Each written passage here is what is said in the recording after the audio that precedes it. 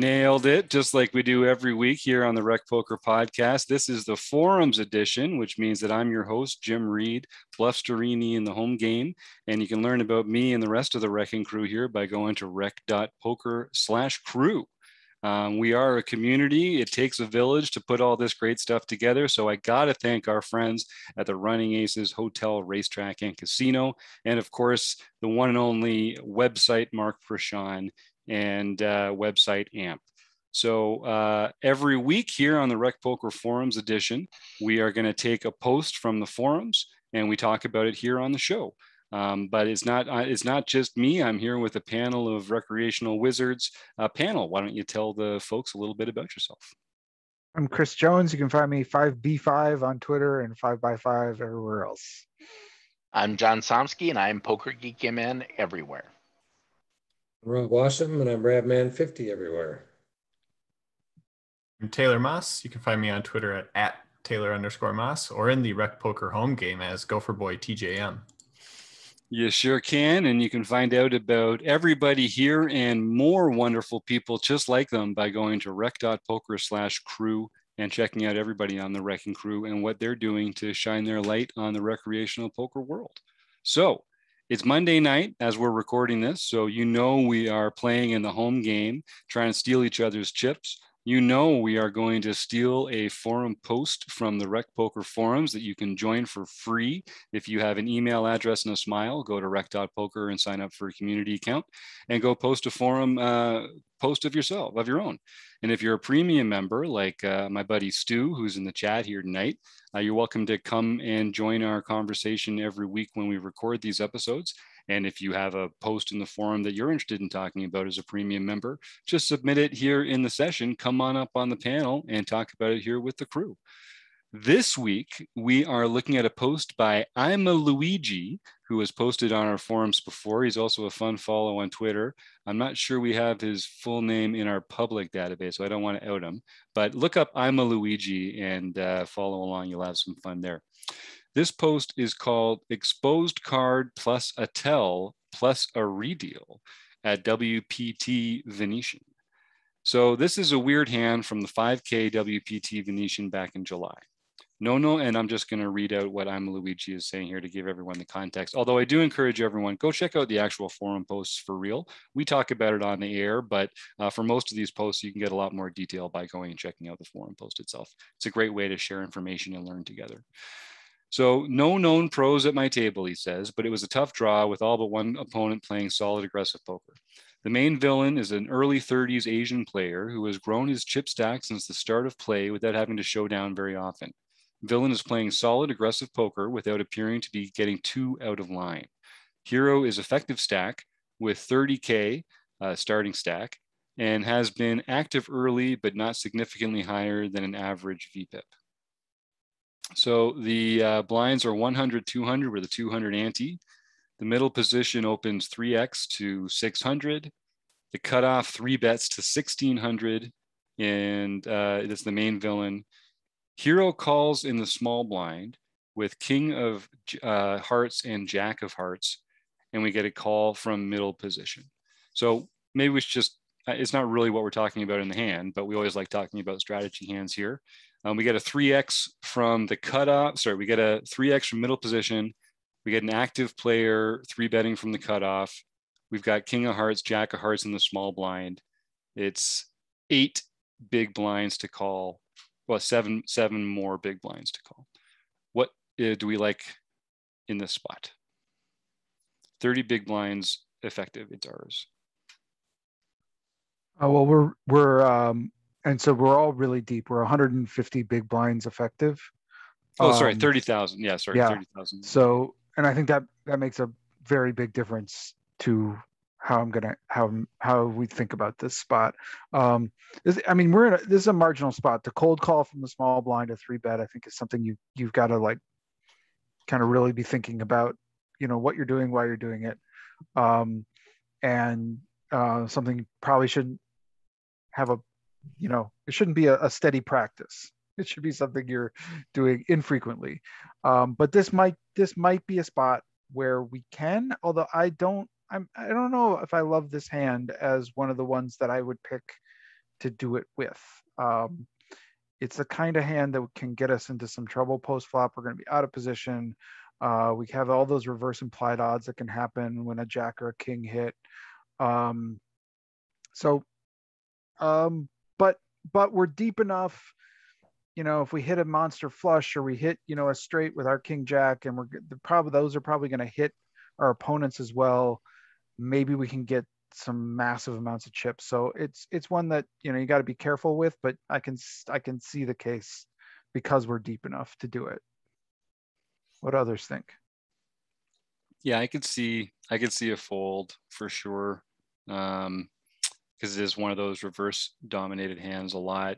And when you do get a good monster flop, it's usually pretty obvious to the table that there's something scary out there. But I mean, it does make high flushes. It does make the nut straight. It's got a lot of playability. I don't think I'd be 4-betting it. So I don't think this is a good candidate for a cold 4-bet at this stack depth. And so I think the question is really between calling and folding. I think I'd want to know more than I do to call, I think, in this spot. You mean about the opponents? Yeah. Because you're not even closing the action either. Yeah, John. I think I pretty much agree with that. I tend to go by, if you were to never call from the small blind, it would not be a very big mistake, because if you always just folded or raised appropriately, you're not losing much by calling there. In this exact situation, I could see myself calling with King Jack of Hearts, but I would also afterwards probably think to myself, I probably should have just folded. All right. Well, I think we got a few thoughts on that, but the interesting part of the hand comes a little later. So we do call, and we get the call from middle position, and the flop comes Jack of spades, 7 of spades, 4 of spades. So monotone flop, not the right tone, but we do have top pair, second kicker, and no real redraw. It checks around, and I think that'll happen a lot, although I'm a little surprised we don't get a c-bet from the in position raiser pre-flop. This is the kind of flop where they get to exert a lot of pressure. Most of the other players' ranges have to fold, and even though it's more likely that someone's got a couple spades because we're multi-way and the action went call, at this we're so deep, as Chris points out earlier, that I don't mind taking a stab on the flop here. So that's a little weird. So we can think about what that does to the villain's range when they don't c-bet the monotone flop here. The turn comes the 8 of clubs. So the board is now Jack of spades, 7 of spades, 4 of spades, 8 of clubs. So a straight does come on the board. And the hero leads 1,700 into a pot of 5,200. It's a good board for us, and the other players have really weakened the range by not betting on the flop. What do people think about the lead here on the turn? I do think call flop lead turn is a line that more recreational players should take. Is this a good candidate for it in people's minds? It's not terrible. I mean, with the monotone board out there, or 3 to a flush, you can get some of the single cards of those suit to come along. So I mean, you can get paid off by hands that are drawing thin, but like when they hit, they know that they have won, so it's kind of easy for you to play as well. But at the same time, it's still a pretty scary board. We've got, top pair, not top kicker. What does our opponent's range look like, and how does it interact with this? I know it kind of weakens when they check the flop, but it's also pretty scary that our opponent could check a high portion of their range too. They could check ace jack, no, what is the suit, a spade, heart, whatever it is. Like that's very reasonable to check in that spot. So I don't know exactly where we're at here. This feels like a lead to just kind of like find out where we're at. And I'm not always a huge fan of that. But I also don't think it's like that terrible in this spot either, because you can get those single high card types of hands to come with. So I don't know. I probably just check call here as well, but I don't think this is terrible. And Well, because the flop checked through, I think it's a good time to lead with your top pair second kicker. Typically, if somebody, especially the pre-flop aggressors, well, they're both pre-flop aggressors, right? We were the only one that wasn't. Neither one of the pre-flop aggressors chose to take a stab at this pot. Now, middle position probably wasn't going to do it anyway because he was going to wait for the three better. But the fact that the three better didn't do it kind of leaves it wide open and says, okay, let's get out there. We've got top pair, we've got second kicker. Nobody seemed to be interested in the flush. Let's see if we can get some value, like Taylor said, from them, the single spades that might be out there. Somebody with an ace of spades or a king of spades is going to call. Chances are,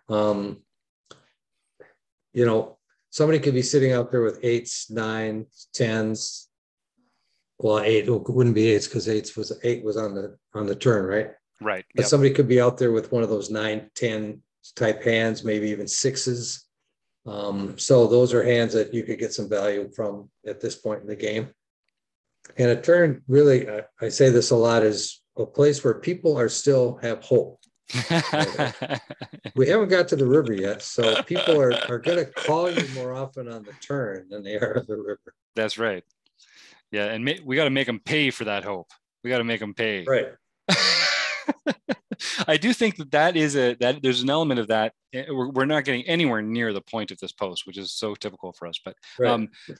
There is an element of that sort of, if you are going to get value from all those hands, the only time to do it is before the river, because they're simply not going to put chips in when the draw doesn't come in, whether it's a spade draw or a straight draw here. So if it's worth getting value from that part of the range, it has to happen on the turn. And then the question is it worth it when the rest of the range is stuff that crushes you in the long run? So that's one good question. Chris? The other question, I'm just thinking about this, and it might absolutely, but like, this feels like a board that, as the big blind after a check around, this feels like a board where we may want to, if we do lead larger. Yeah. Does that make sense to you? Like, I'm thinking about, like, I would like, this is about a third pot bet. I'd like to make it a little bit almost like a 60% pot bet, kind of like a pretty big one, especially because we're so deep. And I want to do this also with, even if I flop a flush too. Like, I want to, I don't know. What do you think of that? I like that. Yeah, me too. With the entire range that we're choosing to make this action, do it with a larger bet sizing. I think that makes sense, because we're representing a range of very strong draws and very strong hands, because Jack King is probably near the bottom of our actual betting range here, right? Right.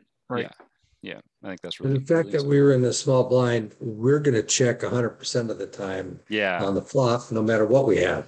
Yep. And so all of a sudden now everybody checked. So now we have an opportunity to actually get out there. So another thing about a larger bet like that, it makes a raise that much more significant to the other players. So if someone felt like they wanted to raise you with their ace of spades, well, now it's going to cost them that much more, and it might deter them from doing that.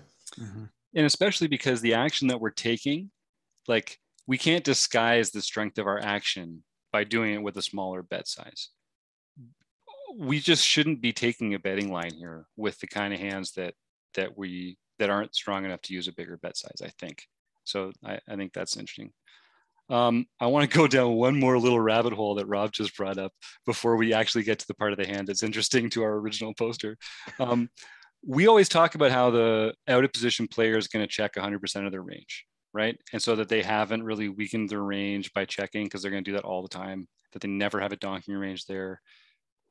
Why is checking in the dark such a fishy thing to do then? I know this has nothing to do with what we're talking about, but why isn't it effectively what you're doing anyway, but you also get to now project this like fishy image? I'm seriously considering going down to WSOP and just checking in the dark for the entire time that I'm down there, because I'm going to be checking almost all the time anyway. Why not make them think that I'm like this really fishy player? Seriously. John, you're the only one who's not muted right now. Is there ever a situation where you wouldn't want to do that? I mean, maybe with some holdings. Okay, so if you're going to do that with some holdings, right, then you can never do it. So right? then you either, if you're going to do that 100% of the time, check in the dark till the cows come home. But if you have hands or things that you don't do that with, then you're basically advertising, I want to keep my options open this very rare time. So then do you get enough from having the donk in your range to make up for that? Or is it like, do you know what I mean? Or can you yeah. So the thing is that what you're doing there is only going to fool people for like 20 minutes. After that, most people, they will realize that they're actually a decent player and they just have this one weird quirk. Or in your case, it will confirm that, yes, you don't know what the heck you're doing. And it'll play into that. So I think you're telegraphing your actual play in this particular case. Wise. And for other people, Wise. It's not going to be a ruse that is left very long. All right. Well, everybody that's enjoying this, oh yeah, Rob, you guys have something to say? I know what you're saying, Jim, because I see people doing this, at the live tables at the small stake tournaments that I play. Check in the dark. Yeah. It's like, okay, big deal. I mean, what, who cares? It's like they're trying to get reactions out of people at the table or make it seem like they're really weak when in actuality they actually have a hand. And they don't do it every single time. So they're going to check 100% of the time. But when they say I'm going to check in the dark, 9 out of 10 times they have a real hand. Oh, all right. Interesting. So it's for those of you paying attention, pay attention to those people that say I check in the dark. And 9 times out of 10, they're not going to have junk. I'm heading out this Friday, well before this podcast actually airs, but I'm going to go play some cash at the Playground Casino. And I think just for fun, I'm going to check in the dark for the entire time that I'm there, and I want to see how people respond to that. And maybe I won't wear any Rec Poker gear or anything, so I won't, demean the brand. But I'll just go there with my Steelers hat and be one of them yinzers checking in the dark. Okay, interesting. I wonder if Jonathan Little has anything to say about that. Let's let him out of the closet and see what he says. Have you ever wondered whether you should call a preflop raise or 3-bet instead? What do you do when you have a flush draw? Do you raise it or do you just call? What do you do with ace-king when you miss the flop? Are you tired of guessing about what the right play is with your particular hand? Well, my name is Jonathan Little, and I am a 2-time World Poker Tour champion and creator of PokerCoaching.com, where we offer over 1,000 interactive hand quizzes where you play a hand and then get real-time feedback from our world-class pros. Don't guess and don't stress. Just register for your free account at PokerCoaching.com/recpoker right now. Thank you, Jonathan. Thank you so much. But now back in the dungeon, Jonathan. All right, there he goes. He's very accommodating. Yes, I think that might be the first time we've actually run the Jonathan Little ad before we get to the point of the post. Well done, everybody. I'll take some major credit for that last rabbit hole. All right, so meanwhile, back in the world of ImaLouigi, who posted the actual hand that we're talking about here, just bring you back up to speed. We're deep stacked. We've got top pair, second kicker. The board is Jack of spades, 7 of spades, 4 of spades, 8 rainbow. We lead. The villain calls in the cutoff after middle position folds. Now, I'm not sure exactly how this happens, but the next thing that happens is that a 9 gets exposed as though it was the river. and we get a reaction from the villain. So a 9 gets exposed. They realize there's an error. They re-deal the river, and this time it's an 8. So the board would have been Jack 7, 4, 8, 9, but instead it's Jack 7, 4, 8, 8. The villain lets out an audible sigh and looks annoyed. It seems authentic and just his natural reaction to the situation. That's when the 9 gets reshuffled in. So it feels like ImaLouigi is saying that he liked that 9. Is that the way that you guys are reading this as well? When he realizes the 9 has to get shuffled back into the deck, it's like the 9 helped him and he's annoyed that it doesn't get to stick around? That's Yeah, what he's that's how- implying. But at the same time, if for this to happen, that means the villain hadn't quite called yet. So he might just be annoyed that the dealer didn't let him complete his action, Mm-hmm. you know, as opposed to just being mad that it was a 9 that had to be shuffled back in. That's You know true. what I The mean? rank of the card isn't the only thing that he could be reacting to. That's a Right. Based on the, you know, chain of events here, the only way that could have happened is if the villain hadn't called yet when the dealer performed that action. The only thing you have to watch out for here is if the villain was aware of that he was being watched. If he was cognizant of that, then this could be acting. If in general, if you're looking for tells, if a player is doing something and you don't think they were aware that they were being watched, then whatever they were doing is probably straightforward and indicative of what's really going on. With this, I'd have to be pretty sure that they didn't do that. You'd have to know a little bit more about the player. Are they the type of player who does that type of thing? I would never make that gasp myself. Right. I mean, I wouldn't say anything. I wouldn't do anything. And so if I was, it would probably be a reverse tell, if anything. So I'd be a little bit worried about that. And I'd have to be in the situation to see if I trusted that read. I mean, and from what ImaLouigi said, in his opinion, that is a trustworthy read. Yep. Yeah, because you can act all you want, but those like surprise reactions, you can't script those. Like that is the one true thing. So like if it was just all of a sudden boom, like it's really hard to like actively act and make that like I'm upset on something that just happened. Like if you're trying to pretend something, like I think it was like a Sherlock Holmes movie where it was like, you know, you want to find out the person who's pretending to be someone else, have some big surprise that happens in the room, and he's going to keep pretending while everyone else makes some sort of different reaction. And it kind of fits like that same concept. You can't put a surprise out there and just have someone instantly react to it. So it does make it, at least to me, feel plausible that he is upset about this 9 coming out. Right on. So as it's played, the final board is Jack 7, 4, 8, 8, and we check, and the villain bets 5,000 into a pot of 8,600. So roughly, I don't know, about 2/3 or so, and it's on us. It's on us now. So how are we analyzing their play, the information available to us? What's the little voice in the back of our head telling us to do here, and what should we be listening to? Well, so from like, I think there's two things, right? Like, what would we do if there wasn't all this, you know, rigmarole, the 9 and the 8 coming and whatever? And I think for me, like, I don't know if everyone else agrees, but this is just sort of a pretty easy call. Like, I think we've got, there are a number of bluffs that are still out there.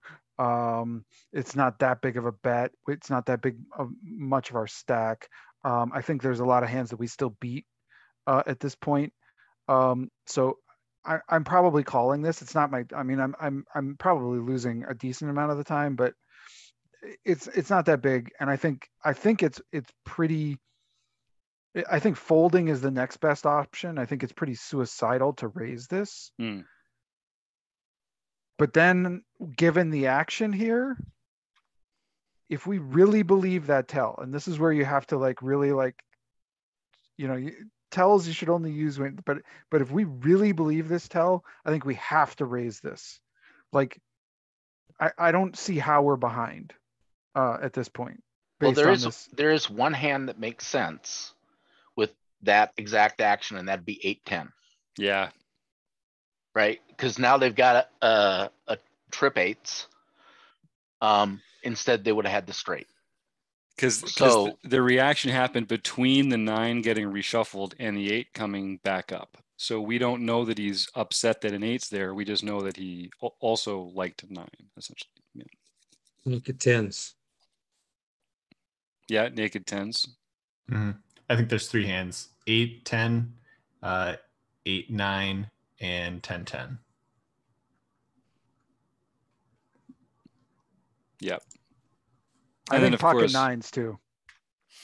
Mm-hmm. Yeah. And then which of those, and then what is he value betting and what is he bluffing with when he bets 2/3 or so into us on the river here with those combos in mind? I doubt he's doing that with pocket 10s. Oh, well, except. Why not? Well, what's his now? Yeah, well, but what's his value target? It's not necessarily a value target. He's probably just betting because he feels that we were on a flush draw, and that's why we bet out. Because we never showed any strength at all in this pot, and now we checked on the river when the board paired. So this could also, if the reaction was genuine, this could easily be entitlement tilt. I hit my gin card, and now they're taking it away from me. Well, by golly, I've earned this pot. I deserve it. Therefore, I am going to make you fold. So it's conceivable that they could do this with just, a naked 10, ace 10 even. Not for value, but just because they want to win the pot that they already think of as their own. I also think it's crazy that Chris thinks we should raise this with the tell. But even with the tell, don't we still just have like a bluff catcher? Wouldn't we rather just catch the bluff? What are we getting him to fold that we beat, or that beats us? Or inversely, what is he going to call with that? I think we can maybe still get called by pocket 10s and pocket 9s. Maybe worse jack. So that is why I would raise, but this is a purely exploitive live tell. If I really trust this read, I'm targeting pocket 10s and pocket 9s, and I am raising really small. And it's because you have essentially lopped off the top of his range at this point, right? Like that. Correct. Yes. So there's just not as many combos. I'm reading this tell as saying the 9 was important to me. Yes. So that if I really believe that, then those are the hands because I think we're gonna lose. Like queen 10 is gonna fold to our raise. All the other ones where a 9 was really helpful are gonna fold, but I don't know. I could be crazy. Feels crazy to me. Yeah. I would just call. Like if you have that read, like to me, I'm just gonna call there, take my small win. It's still a decent sized win. Yep. And move on. Just getting myself into trouble where he's got 8-9, and both of these river cards just helped him. Yeah, it's a good point. It's a good point. I mean, I think you're probably right. I think like when I see this kind of thing, it's like, how much do I actually act on it, and how much do I just play the solid poker that I would have played if none of this ever happened? Because I would never raise this ever in any universe without this action. Yeah, I think that's the interesting part of it, because what the action, if we take the action at its word, if we believe that it's genuine, then I think it does remove a lot of the value hands that we're worried about making this bet. So it certainly makes me feel like we should be calling more comfortably. And then the real question is, of those remaining combos, how many are going to respond to the raise versus because again, if we're going to get called by some of the hands that we beat, and there's just not that many hands that beat us, and they're going to fold all the rest anyway, then it doesn't, like, that math might be closer than we're kind of giving it credit for, because we've already won against all the hands that are going to fold. So we don't even really have to factor them in at this point. And if we have eliminated enough of those value hands, that 10s and 9s exactly are going to be enough when he does call, then I mean, it's a math problem. I like that approach. I still think that his reaction may not necessarily have been because it was a 9, but just because the dealer acted out of turn. Yep. And you know how people get frustrated with dealers? I don't know if you've ever noticed it at the poker table, but there's a lot of idiots out there that get really frustrated with dealers. They're supposed to be perfect, right? So yeah, I don't know. There's a couple of ways that he could have reacted, or reasons why he reacted the way he did. Yeah, so I think I'm with Chris. I definitely call there. I feel much more confident about having a top pair hand. But I think he is gonna have some of those other combos sometimes. And yeah, I don't know. Wait, if you're with Chris, you're raising. I think you're with Taylor. Oh, you said I don't know if I want to be on the record in that case. No, I'm definitely say with the Taylor. words. Say the words. Taylor was right. I'm with Taylor. I call. Yeah, no, I do feel like I'd have to. I don't like to do live math on the show. We don't do any live math on the air. But I do wonder how many of those. I'd like to do some combo counting when I have more time and see, because I do think there is a value target there, but it's just really, really small. So we'd have to see, have we eliminated enough of that other part of the range to make that small value target worth it or not? That would be an interesting question. You know, I think if you look right now, Taylor's head actually is bigger than the door behind him. So, yeah. That's right. I guess I was forced to share his perspective. There we go. Yeah. Forced perspective action notice here. Nice. All right, gang. Well, you know, when we're all agreeing with Taylor, it's time to pack it in. It's been another fun week on the Rec Poker Podcast Forums edition. I'd like to thank ImaLouigi for putting that fun question out there. And Chris, Rob, Taylor, and John, of course, Website Amp and Running Aces, Hotel, Racetrack, and Casino.